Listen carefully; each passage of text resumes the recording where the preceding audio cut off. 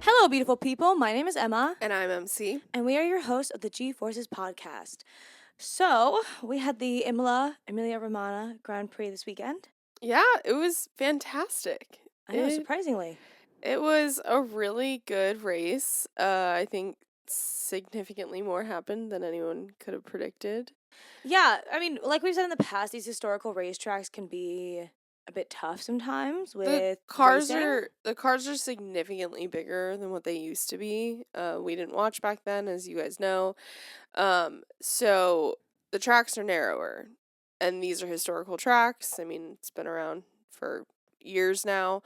The newer tracks are great because they're obviously significantly bigger for the bigger specs. I can't remember if the 2026 regulations is calling for a smaller car. I feel like they're shorter. I have no idea. I can't remember though. Like, I remember I looked at some graphic of like a comparison a while ago, but it's been like months. Yeah. So, but there was a lot that happened. It was Kimi Antonelli's home race. yeah, he grew up like 45 minutes from the Not track. even, I think like 30. Yeah, so he was definitely his whole school was there. Yeah, it was. I mean, all the pundits made the joke, and so did everyone online. You know, seeing all those Italians in Mercedes is quite an accomplishment.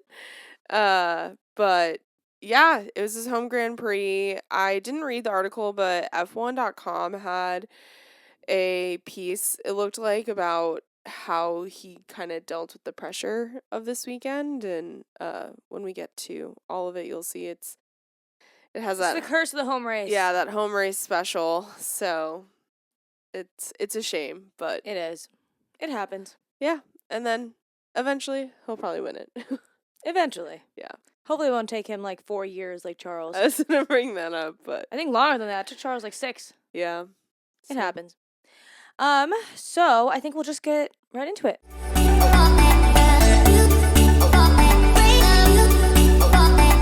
MC, where are we? All right, so we are in Imola, Italy. This is one of 2 Italian races. This might be the last year of it? Yeah. So the official race name is the Formula 1 AWS Gran Premio del Made in Italy, del Emilia-Romagna, 2025. Sorry, there's just like a lot of... Yeah, but nobody calls it that. Yeah, no. Everyone calls it Emilia-Romagna or Imola. Imola is probably the most used, I feel like. Yeah. So the track name is the Autodromo Internazionale Enzo e Dino Ferrari. And the first Grand Prix was held here in 1980. This race, our first season watching, so 2 seasons ago, was actually canceled due to really severe flooding that hit the region or the area. I'm not sure if it was the whole region, but so last year was the first year that it was back on the calendar. This year, and like Emma mentioned, it's not confirmed there's no future contract. So it's currently not on the 2026 schedule. And it did seem like a lot of the drivers were kind of bummed about it when asked, but I also don't know if that's just like PR to keep yourself. I think that also I think they could be actually bummed, but also imagine telling the venue that you're currently at, I don't really like it here. Well, I also wonder too if it's just easier for them staying in Europe as opposed to moving more to farther places, you know. I think that this race is being replaced by Madrid next year, basically, on the calendar. So then I don't know. Anyways.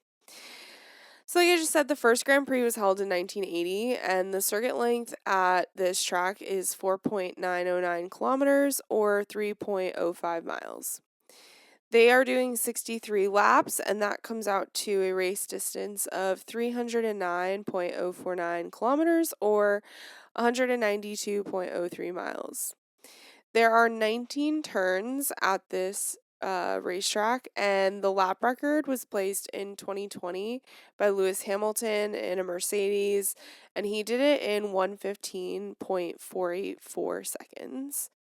The fastest lap this year didn't break it. It was actually Max, obviously in a Red Bull, and he did it in 1 minute and 17.988 seconds. I do believe they were getting close to the 115s during quali, though. There was only one DRS detection zone at this racetrack, and DRS detection zone 1 is between turns 15 and 16, and activation begins right at turn 19 up until turn 2 in that typical start-finish straight. So that is the racetrack. Cool. Now we are going to get into practice.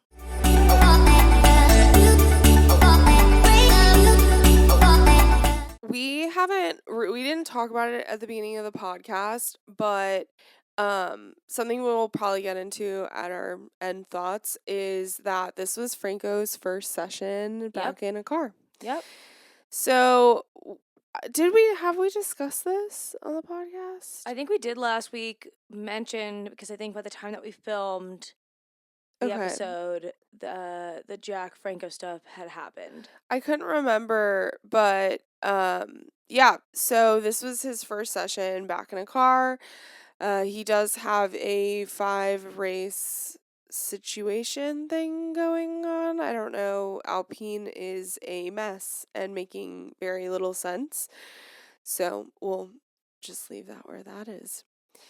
Charles was just having a ton of fun during this first practice session.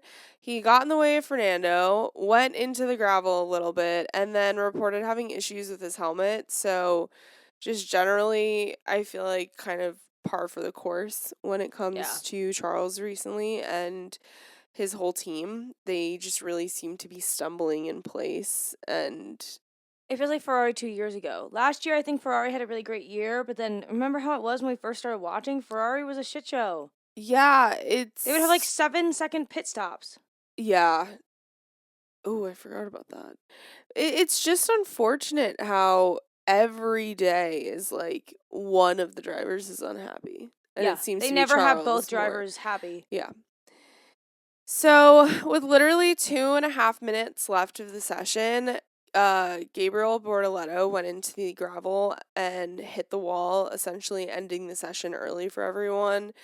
So the top 3 times for this practice session were Oscar, Lando, and Carlos. Practice session 2, not much happened during this session, just a lot of strategy as well as tire work. In the final 6 minutes, though, Isaac Hadjar got into the gravel trap and hit the wall. He looked like he was going to be able to get out of the gravel, so he's able to like turn himself around. But then he got right to the edge of the track waiting for a clear moment, and he beached himself. Like, he was about to like tire out of it. Yeah. And then he accidentally beached himself.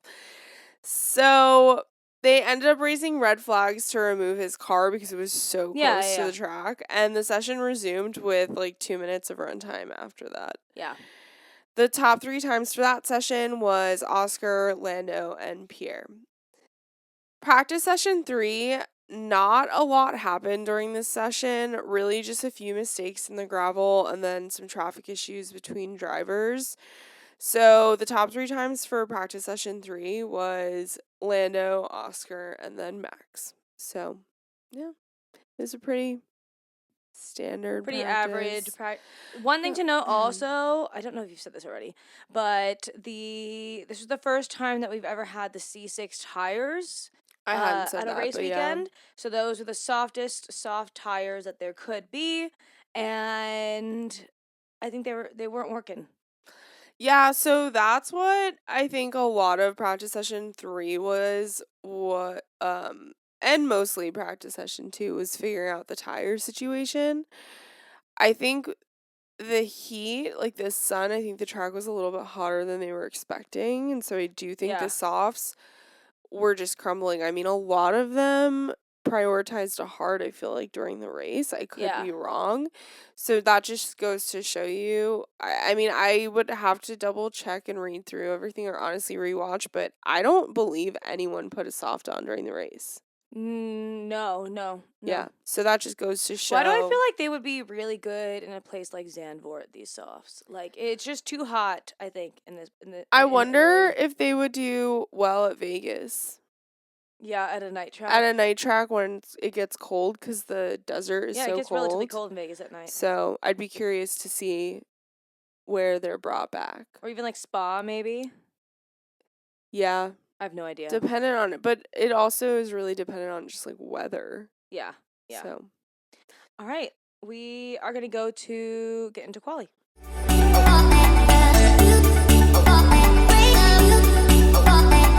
The biggest part of Q1 was the 2 crashes that happened during this session. The first crash was with Yuki. He took too much curb through the Variante Villeneuve section. His car flew into the air and did a barrel roll and then landed in the gravel trap right side up. Luckily, he was okay and was able to get out of the car and walk away. It was one of the scariest crashes we've had in a very long time. When rewatching the crash, we can definitely, honest to God, say thank God for the halo and other modern day safety implements, because without it, who knows how much worse that would have been if you've rewatched it. Well, yeah, because when you first saw him crash, you see the car upright in the gravel, ton of damage, but like it was confusing how there was so much damage if he was just upright in the gravel, and he was getting out of the car, and then they do a replay. And you see his car, like it was very reminiscent of Zhou at Silverstone. I think it was 2021 or 2022. And I just cannot imagine how races would, like how the sport went without things like the halo for so long. It also just shows you how much implementing one aspect of safety, and I'm sure it's so much more than like how simplified I've made it, but it just shows you how easy it is to implement safety and make an active difference while not changing the sport. I mean, the same thing happened. There was also at least two really scary crashes in IndyCar this past weekend for Indy 500 qualifying. And if they didn't have I believe theirs is called the aero screen. If they didn't have that, same accident would have happened. Because there were two cars that literally upside down dragged all the way down the road. Yeah, I mean, I don't think any spectator wants death at a race. No. And so for me, as someone new who's been a fan of the sport for only 2.5 seasons, I don't see the problem with the halo. Now, I know a lot of older fans, and honestly, a lot of the drivers weren't happy about it. No, not at first. I'm sure they are now. For me, I just question, why aren't you happy about something that's this simple, that is literally changing People don't lives? like change. Yeah, I don't know. Is it literally because you think it looks stupid? I think that's literally what they thought back then. Ugh. Anyways, get into the rest of Q1. Well, he was able to get up out of the car. Literally totally walked away. Fine. Once the session was back on after the red flags to remove Yuki's car, everyone was able to get times in, with Max showing a really strong performance. Towards the end of the session, though, the second crash happened. Franco Colapinto took too much curb at the exit of turn 3 and went into the barriers. With the second red flag thrown, it messed up Ollie's. Oh, not Ollie's. It caused another problem for Ollie. It messed up drivers' ability to place a good time. The red flags were thrown in the last 3. Oh, this is what I'm trying to say. Sorry, my notes are a mess. Okay, so Ollie was doing his fast lap when Franco was like going into his crash lap. Ollie crossing the finish line as the red flag. I think it was 3.3 seconds too late. They threw up the red flags, and he hadn't crossed the line, so he wasn't able to count. When it was relooked at, the pundits do believe that he did pass in time. I think so too. But it's all whatever. So basically, he wasn't able to count that time, which would have pushed him out of the knockout zone. And unfortunately, his first time, which was slower, just didn't pull him through to Q2. So knocked out of that session was Liam Lawson, Nico Hulkenberg, Esteban Ocon, Ollie Behrman, and Yuki Tsunoda. Even though Franco crashed, his time was still good enough to move on to the next session, but, he doesn't have a car, so, he can't do that. Q2, so this session was delayed because race control couldn't figure out if Ollie's time was going to count, so he was just sitting, waiting in his car. Yeah. And honestly, I think the pundits were right. They were kind of exasperated at how lengthy they delayed How long does it take to watch a couple of videos? That's what they said. They were like, you are not able to make it as... It's just, again, my stance. Once they decided it would not count, the drivers went out. The Ferraris really, really struggled to get out a good time for this session, while the Williams were showing another really strong performance, with Carlos topping the timesheets of this session. Knocked out was Charles, Lewis, our hometown favorite Kimi, Gabriel Bortoleto, and obviously Franco. Q3 was pretty quiet. Both McLarens Both McLarens had good times and topped the session early, but then Max was able to put in a really incredible lap, going faster than Lando and Oscar. Oscar was then able to pull out a really, really good time, beating Max's performance, and then Lando, unfortunately, was only able to get P4. So, I'll read through the top 10. First was Oscar, pole position, Max, George in third, Lando in fourth, Fernando in fifth, Carlos in sixth, Alex in seventh, Lance in eighth, Isaac in ninth, and Pierre in 10th. So, I feel like the shockers of this quali was the strength of the Williams, and the lack of strength from Ferrari. Lack of strength with Ferrari, and the fact that Pierre's doing better. I don't want to say great, but decent. Like he's running in a true midfield car. Yeah. So.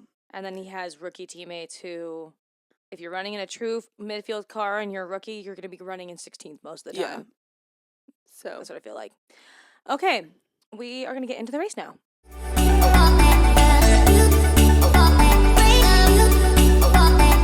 Franco Colapinto ended up receiving a one-place grid penalty for it was a rule breach that he had during qualifying. He entered the fast lane of the pit lane before the session restart time and had been confirmed following a red flag in Q1. Yeah. So he ended up obviously getting that one-place grid penalty. And then Yuki, given all the damage from his car, obviously it had to be worked on, so he started from the pit lane. And then, just so you all know, the majority of the field did start on medium tires, and then there's only a handful of people on hards, and that was Lewis, Kimi, Nico, Ollie, and Yuki. Okay, off the start, we have Oscar had a pretty decent start, but Max and George were kind of right there. I think Max had a really great position, I would say, where George kind of got stuck in between Oscar and Max and really struggled to get out. I mean, even on his radio, he was like, "Oh, come on, Oscar, get out of the way." But I also just feel like George consistently for this whole season and even a lot of last season, he's always there in the top 5. Yeah. But even at the start, he's just always kind of there, in the way most of the time. Yeah, he isn't forgotten like the Astons, but he's never on top. Yeah, he's never in top 2. And we always make the joke that he's perfect in 4th or 5th. He's perfect in 4th, because if 2 and 3 end up getting a crash, he's always reaped the benefits. He's always there to pick up the pieces. He's always there to get the podium. Yeah, I feel like he's never, this sounds so terrible. Just say it. I feel like he's never the race winner, but he's always like on the podium. Yeah. Like he's never a bride. He's always a bridesmaid. But if you're consistent like that, if there's not somebody who's consistently winning, if you're one of the only people that's consistently on the podium, though, that could, in years past, not this year, that could end up allowing you to win the championship. Well, and it's happened where there's been some drivers that have just podiumed at every race. Where they've gotten second place like every single race. They only won once. Or there were other people that won 5 times that season, but then other times they had DNF'd horrible races. Yeah. It's possible. Yeah. So you never know. He's there to pick up the pieces. Keep going. Keep fighting. So we also had Pierre and Charles fighting at one point, which is a little crazy to say. Charles was a little feisty with some things this race. I think Charles needs, I don't know, summer break. That's what I think Charles needs. No, I know, but I think he's just so frustrated. Like I think it is faster than what we saw last season. The car? His frustration. Like I think it's okay. It's coming out because faster. It's statistically shown now that the car this year is actually 0.7 seconds a lap slower than it was last year. That's a problem. Yeah. That's not good. Yeah. Maybe they should have pulled an ass in and just stuck with the same car as last year. Anyways. When Pierre and Charles were fighting, Pierre ended up going into the gravel a bit. It was really interesting watching people go into the gravel because they weren't getting like stuck. They were almost like launching over the gravel and like flying through it practically, and then going back on track. Yeah, very odd. So the grid at this point is now Max, who had a 1.6 second lead over Oscar, and this was lap 5. And those behind them were George, Fernando, say that 10 times fast, Carlos, Alex, Lance, Charles, and Isaac. We didn't even mention how Aston Martin decided to do crazy things during qualifying, and they used medium tires to get them into Q3. And I think this is the first time in a long time that both Astons have been in Q3. I think they were just really hoping, it's a really hard track to pass at. Yeah. Like, let's just get ourselves up there and hope that's perfect for Monaco, but there's a bit more place to pass here. Yeah. So, yeah, so that's why at this point we have the Astons so far up. Later. Where did they finish? I don't even remember. You'll see. So now we have George and Lando battling for third place, and George was starting to get really worried that his tires were not going to make it to their planned lap because of how hard he was having to push. I think that, George, when that's happening, you might just have to let the person pass. Yeah. I know you don't want to, but is it good in the long run? I don't think so. But that's just me. I know nothing. We're just fans. Yeah. Lap 11, Lando finally did get to pass George, so it was a couple of laps that he was doing this for. But then immediately after, George decides to dip and go into the pit for some new tires. And he got a new set of hards at that point. Fernando Alonso also goes into the pit at this point, and this is when he gets his new tires put on, and the moment he starts driving away from his little pit box, his brakes are on fire, like a big fire. And then you have DC saying, the moment he gets out onto the track into the cool Italian air, it'll be fine. Haven't we seen it before this season with Fernando and his brakes? I don't know. I can't remember. I thought we did. Probably. It's the Astons. Yeah. Aston, we do not dislike you. We just wish you would do better. We just don't remember you. I like the color of your car. We just forget that you're there. Your colors are my favorite. Anyways. Lap 14, Oscar does go in to pit for hards, and he has a bit of a slower pit stop with 3.6 seconds. And that did not really serve him very well. I also think that this was a real race of strategy and trying to figure out which is the better option. And those who pitted early kind of got screwed in comparison to those who pitted later. Charles had also pitted early, if I'm correct, and he was able to actually get ahead of George, Carlos, and Fernando because of it. Because those people all pitted after him and then ended up coming out behind him. Oscar was having to climb all the way back up with the timing of the pit stop. And I think he ended up coming out of his pit stop in 14th place, which is insane. And he ends up getting to 10th place, and Yuki's right in front of him, and Red Bull's telling Yuki to make it difficult for Oscar. I think Yuki decided to choose his battles there and said no thank you. Yeah. His battle is figuring out his own car. I don't think it was we didn't hear anything from the pit wall. They didn't play anything from Red Bull, so I don't know what their reaction. They played Red Bull saying for Yuki to... No, they did, after Oscar passed, they didn't play anything. I mean, there was no fight. I mean, the car is horrible. Yeah. I mean, Yuki's just trying to finish the race. Literally. Okay, where was I? Carlos did make an early stop, but Alex had not. And at one point, Alex was actually in second place for a little while. Go off. It was amazing. Lewis was now trying to figure out if an undercut would be useful or if... Yeah, but there ended up just being too much traffic, and the team was like, no, thank you. So, by lap 25, Max actually was already 9 seconds clear of Lando up front. And then in third place was Alex Albon, Isaac Hadjar, Kimi Antonelli, Lewis Hamilton, then Oscar Piastri, Hulkenberg, Leclerc, and Behrman. And Oscar and Charles were the only two in that top 10 who had made a pit stop so far. So everybody else was there, kind of thriving still on their tires, and yeah. Lando at lap 29 ended up going into the pits, and he emerged on track P7 with hard tires on. Just as he returned to the circuit, though, yellow flags went up because of Esteban Ocon having pulled into the grass due to an issue with his car. Still don't know what the issue was. It just sounded like everything kind of died.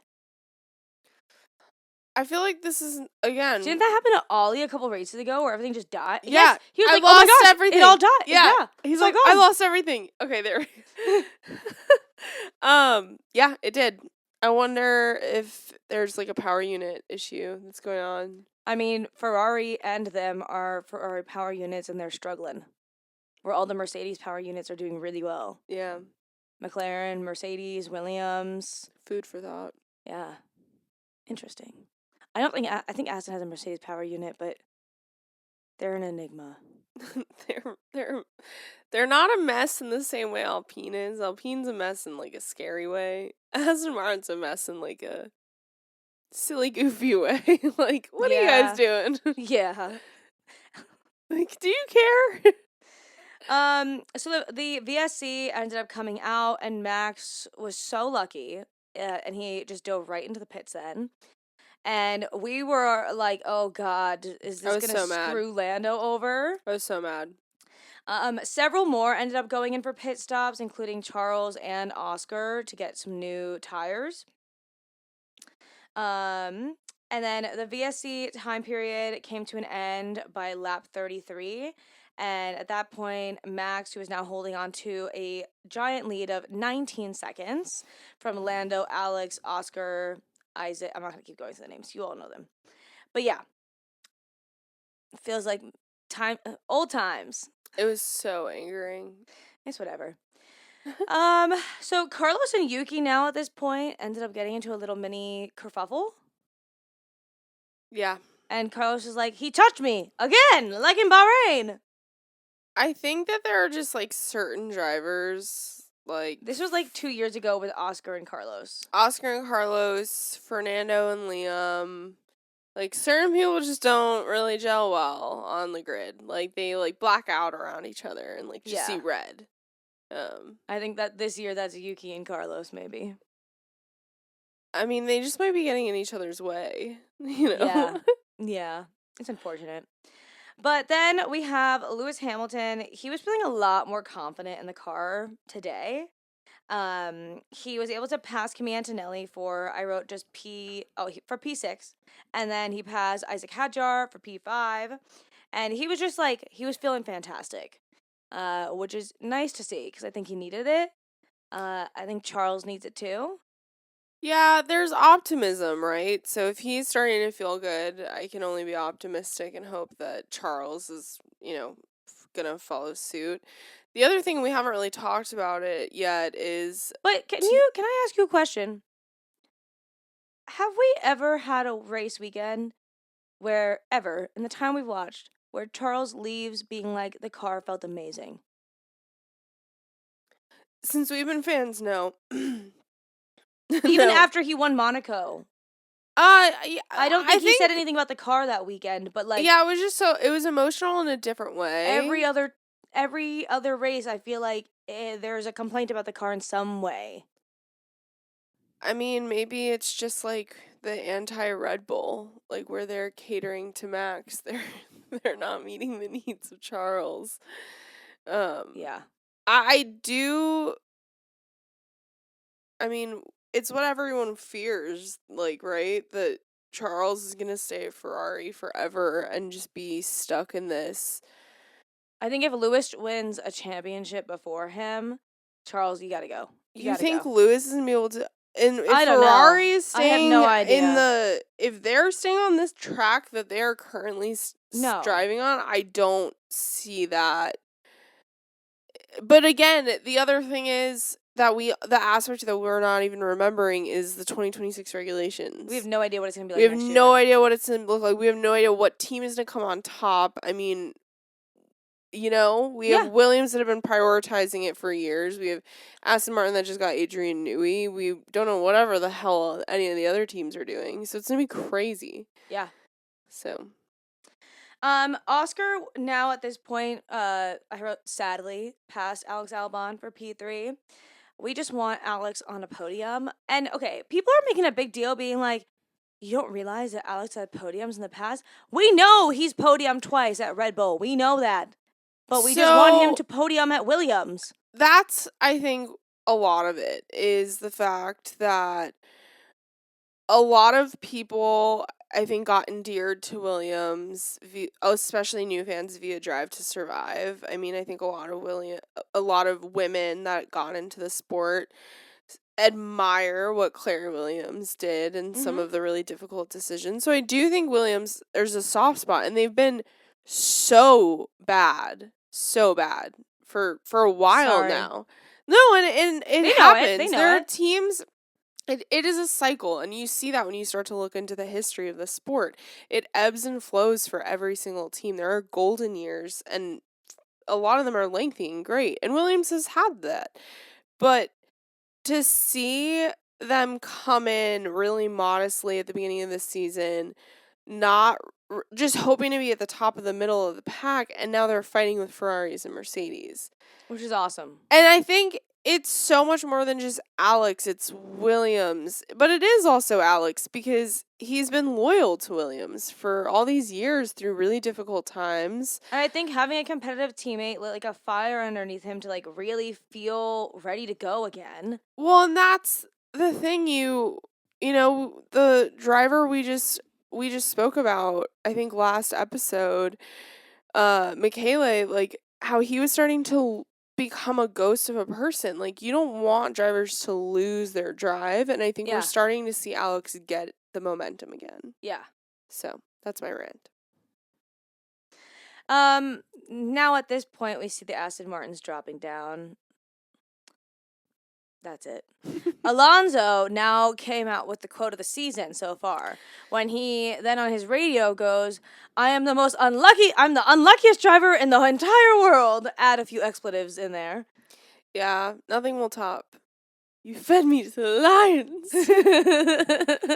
That was last season. Or what was it? The one where it was really hot, where his butt was burning.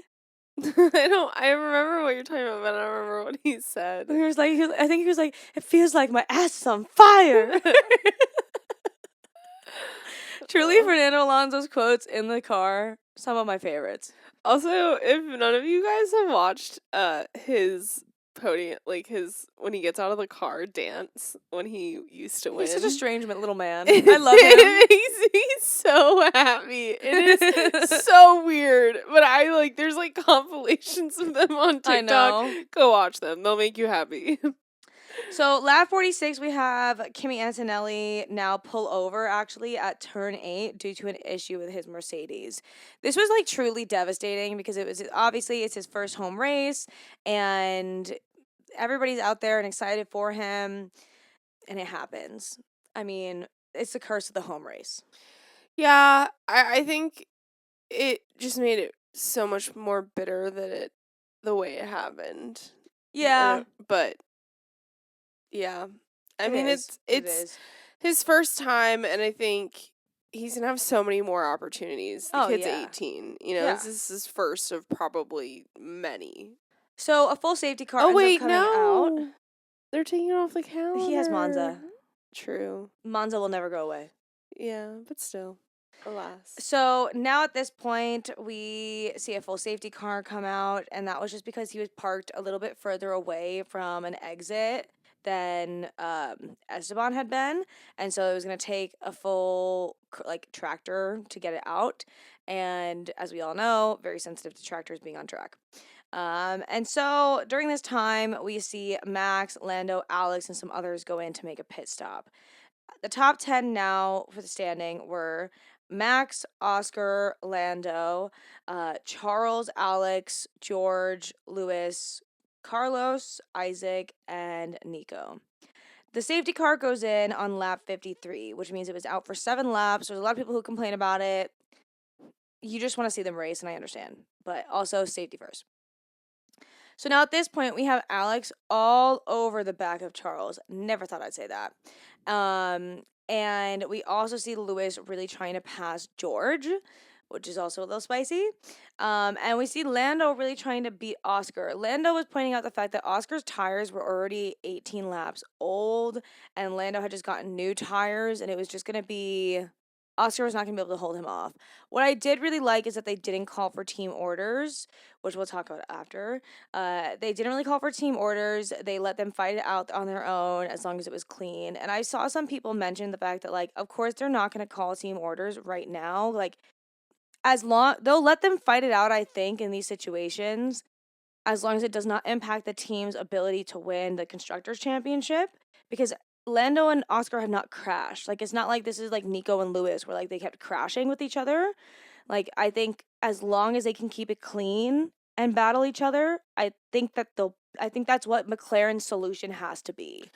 I also think I wouldn't be surprised, and correct me if I'm wrong. I'm sure someone in 10 years will come back to this video and correct me, but the money cap really makes a difference. Because back in those days, there was no cap.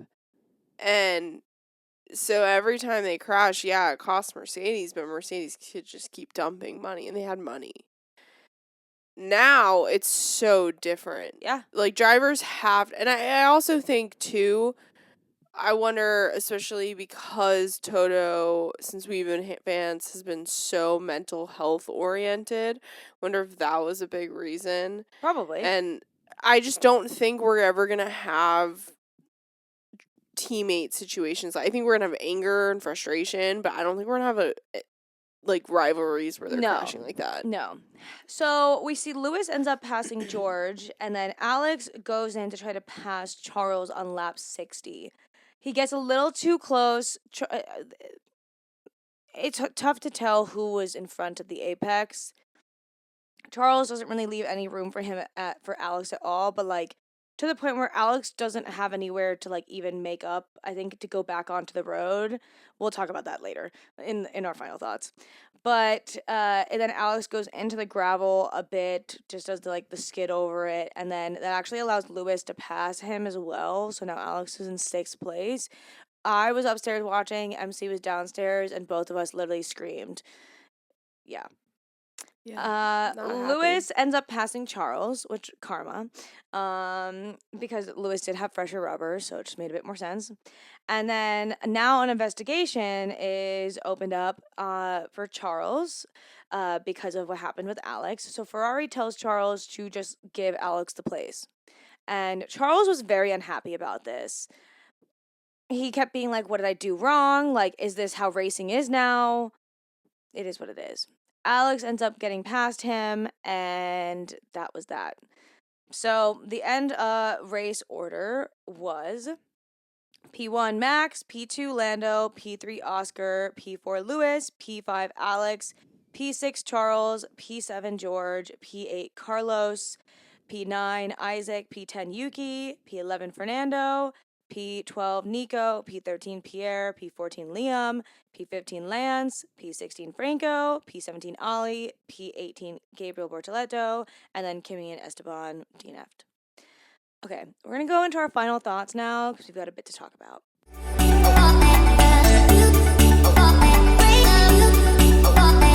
Okay, I want to talk a bit about the ending Charles Alex situation.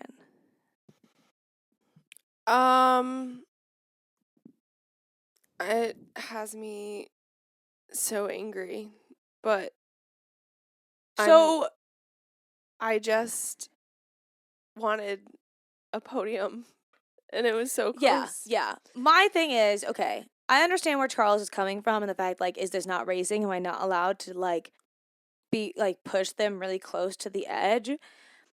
I think that if it was runoff, it would be a little bit more, I think it would be a little different, but the fact that it was into a gravel pit, kind of, like, you kind of fucked that other person. Like, you kind of fucked Alex in that situation, but then also he didn't give him enough space, which by the rules, he doesn't have to actually give him the space there.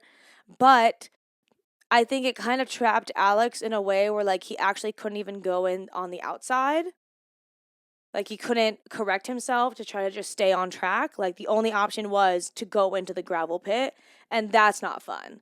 Like, we want to see you race and we want to see you go edge to edge, wheel to wheel like this 100%.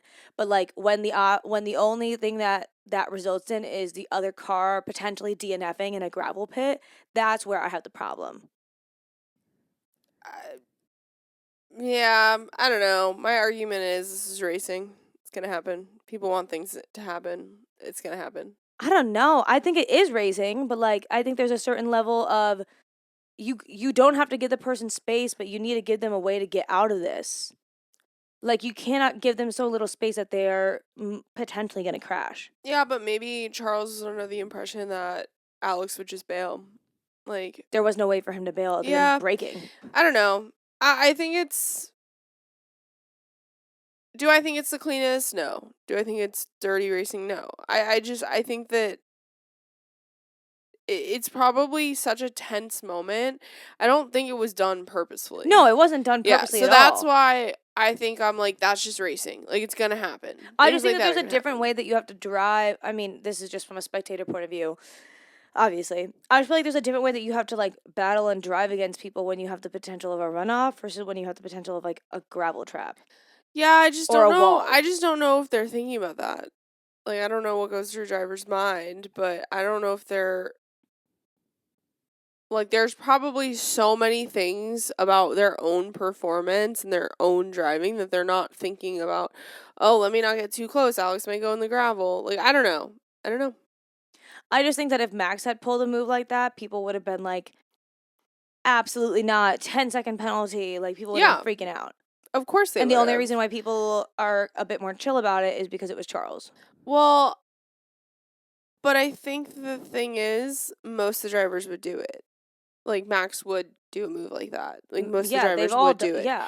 And so that's where, like, obviously, if they're all doing it, even though they've been in this situation before where they've been run off. But do you know what I'm saying, though? Like, you're potentially pushing another driver into a crash, which isn't fun racing. Yeah, at the end of the day. I don't know.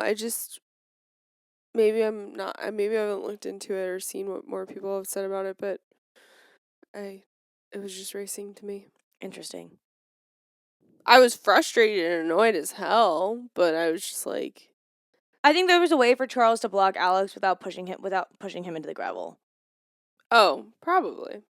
Like, I think the pushing into the gravel was the unnecessary part for me. I think block and defend all you want, just like you don't need to like get the person to potentially go off track. But I also think you're dealing with a driver that's like kind of really, on edge right frustrated, and this is a terrible word, so I'm sorry, but like desperate.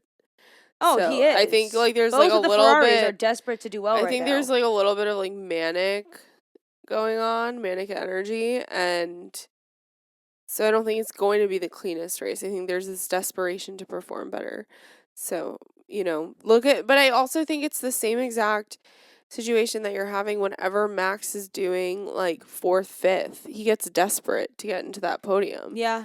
And so he ends up pulling these shoddy moves because he's fighting a little dirtier than we normally see. And I think that's what it is. It was just Charles fighting a little dirtier than he normally does. At the end of the day, again, I personally just think it's racing, but I'm curious to see if more people would agree with you. Yeah, I don't know. Any other comments on F1? Because I'm going to talk about IndyCar. So, I just want to like, I don't know. The Jack stuff? Yeah, I don't want to like give it a platform. Well, we talked about it in the last episode. Yeah. So, if any of you guys have been keeping up with Jack's Instagram,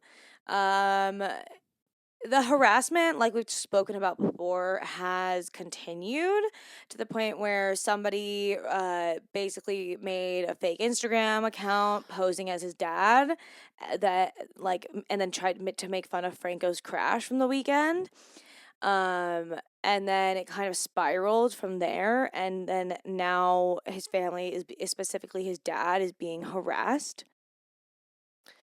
It's also there was an incident where I think Yuki flipped off Franco on the grid during one of the sessions, and his Instagram is now being flooded with expletives and racial slurs and derogatory comments, and it's insane. It's really unfortunate that this type of energy has entered the community. I think it's probably there's always been fans like this of any driver. But like all I can really say is people need to calm down. Yeah, but we've talked about it too, like it's just an aspect of fandom that we just don't really understand. Like it's really Well, it's the keyboard warriors. Yeah, and I think it's really sad. I think it's really unfortunate that these people are losing sleep, losing their jobs because they're so fearful and it's gotten so into their heads, and it's just not safe, and it's also just not okay, like, to be acting like just that. Weird. Yeah, it's again at the end of the day, like, he's a young man, like both they're Yuki closer and to Jack. being kids than they are to being adults. Like, no offense to them, not trying to like belittle them, but it's an aspect of people that I really can't. Yeah, I've never been one to comment like that. So it's unfortunate, and I hope that it's really. I mean, there's not only so much that they can do. They've already come out with a few statements. But yeah, it's really unfortunate. It is 100%. It also doesn't help that, like we mentioned several times, Alpine is a mess. So, especially even just Flavio this weekend, they asked him about Lawrence Bretto asked him about the 5 races for Franco, and he goes, "Who said that?" Everyone's like, "Your own mouth. It came from your social media. You said that Franco was getting 5 races, and now you're like, who said that?" Flavio, please. Well, I also just have a problem with the fact that he's not an employee and he's running the team. I think that's the only way that they were able to bring him back, because he's technically not an Alpine employee. I think what some of these teams lose sight of, Red Bull, Alpine, is that you guys are a team. Like, you literally have to be a team and have sportsmanship, and you have to you have to play as a team. And when you, like, can you imagine if some, I guess, legendary random person in our industry just not randomly, but just showed up and was like, I'm in charge now. That would be bizarro. Yeah. It would be so weird. And I just think you're struggling. Morale is probably dog shit at your company. Maybe I'm wrong. Maybe everyone's happy and jolly, and I really hope they are. But I highly doubt that. The absolute confusion that I feel like any corporation would be in, any team would be. Can you please, someone tell me if any consultant was the new head coach or the new team? Has this ever happened before? Like, in any sport? Let me know. Yeah. Because I just feel like this is really strange. Really strange. It is. So, but. Anything else that happened in F1? I don't think so. Okay. Well, now we're going to get to IndyCar super fast in our final thoughts. Because we watched IndyCar qualifying this weekend. Guys, I'm getting hooked. It is spicy. They're funny. They're goofy. It is just, I feel like it's like... Even the side quests that they're doing over the weekend is fantastic. Even if they hate the social media and it's just their version of their, like, PR, I don't care. I'm hooked. They're selling me. You know who's probably at the Indy 500 next weekend? Who? The guys that we sit with at the Nashville race. Oh my god, yeah, they've probably been going to I know, weekends. they have been. I think Ruth Buscombe goes. Last year she went. Yeah, so I'm curious if she'll switch years or what. Oh my god, if she goes, then we'll have a Will-Ruth reunion. I think they had a reunion at something. I have no idea. But I'm hooked. It is crazy, the things that they pull, the things that they do in IndyCar. If it happened in F1, it is dirty. And it feels like some of the drama that happens right now in IndyCar is like kind of the drama that happened in the late 2000s in F1, but like they're still allowed to get away with it in IndyCar. It is hysterical. And yeah. I don't know if I'm taking it the wrong way. If someone is a longtime fan, let me know if I'm just on a hinge. But I feel like it really, you can really tell Formula 1 is European and IndyCar is American. Yeah. It is just, it's amazing. I'm obsessed. Like, yeah. Qualifying was really interesting to watch. For those of you who don't know, qualifying for IndyCar is very different than qualifying for F1. So, well, and I think quali for the Indy 500 is especially different because it's not like a typical IndyCar race. Yeah. Because there are people that just sign up for Indy 500. Yeah, and the qualifying happens the weekend before the actual race, where normally qualifying happens the day before the race. Yeah. And MC didn't realize that the grandstands are basically all the way around. Don't judge me. I've never watched before. The only reason why I know is because of going to school in Indiana. It's crazy. Like, and I was also watching another video. Sorry, you go. I was also watching another video. And again, guys, I'm new, so don't be like, you idiot. It's not like a true oval. It's a rectangle with rounded corners. So there was a whole video I'll have to show. I thought it was like the Speedway, like the National Speedway, like an oval. I didn't realize because I haven't looked. I should really look at it from the sky. But yeah. What's crazy is, having gone to school in Indiana, I would fly into Indianapolis every single time I would go back to school, and there's literal IndyCar displays, like, of Indy cars in the airport. And when I was in college, I, like, didn't really care about motorsport whatsoever.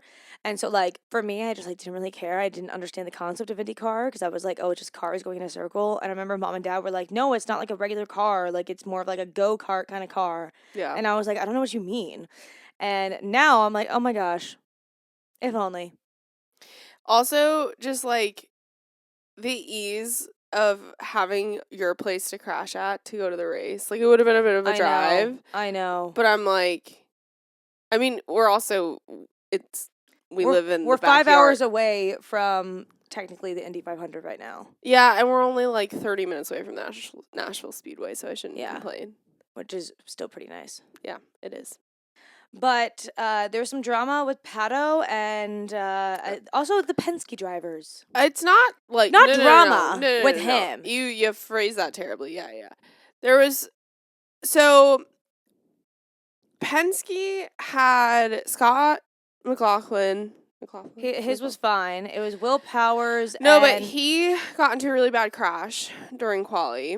Yes. And then there was the inspection to make sure the car is like there's nothing funny going on. Well, there was something funny going on. And I will not tell you what the funny thing was because I don't know what it was, but it involved something was welded. Something was like and Pato was the one who pointed that out in a conference. And I don't know if he pointed it out or if it was his comment. People are saying like online that it was Pato. I don't know if it was just like an interview that circulated that a lot of people said. But basically their cars, they weren't allowed to quali. So that was Newgarden and Will Powers. Which are like two powerhouses of the sport. And Justin Newgarden was hoping am I going for my third? Yeah. Right? It was announced that they are starting from the last two spots on the grid. That is crazy. And to top it off, a rookie is on pole. For the first time in 40-something years 43. Is on pole. With a rookie team. Debut Indy 500. Premo's first time ever racing in an oval. Robert Schwartzman's first time ever racing in an oval. He is on pole. He beat Takuma Sato, who's done this a million times. Yeah. Man only does this race. Literally, only this race. It's crazy. Again, I'm hooked. You guys, I'm hooked. It was really cool to see Prema so excited. My only gripe, and maybe I'll know the car's colors. It's the changing of the liveries. I really don't like that everyone has different liveries. I'm sorry. I just really like the uniformity of knowing which teams. That is the one thing that I have a problem with. And again, it's probably because we haven't Well, you have the spotter guide that you can check on their app. Yeah. Which is helpful, but. Yeah. I gotta figure out my headphone situation for the race we're going to. Yeah, I know. My AirPods broke. I have to figure that one out. You'll figure it out. Yeah, maybe I'll get those the ones that real IndyCar fans have. I think that'd be fun. If anyone knows the brand, let me know. I think it's the construction brand. I'll have to just look it up. I'm sure if I Googled it. Yeah. Show up. But well, next weekend is the Monaco Grand Prix and the Indy 500 and Memorial Day. So we got a long weekend, people. Yes. So we're going to be waking up early in the morning to watch Monaco. Hopefully there's no crashes. Fingers crossed. You never know. And then we are going to change the channel and watch the Indy 500 for 4 hours because it takes a really freaking long time. Are the Knicks playing too? The Knicks are playing on Wednesday, and I don't know when the Knicks are playing next after that. No, I don't know. I think it's 5 or 6 games because they're in the playoffs. Right? Yeah, well, it's the Eastern Conference Finals, yeah. Yeah. I'll have to look it up. We might have a basketball game. It's 7 games in total, usually. You know what I mean? That might. And they're playing the Indiana Pacers. Oh, my God. Google it. See right now. That'd be crazy. So, if you guys don't know, we are from New York.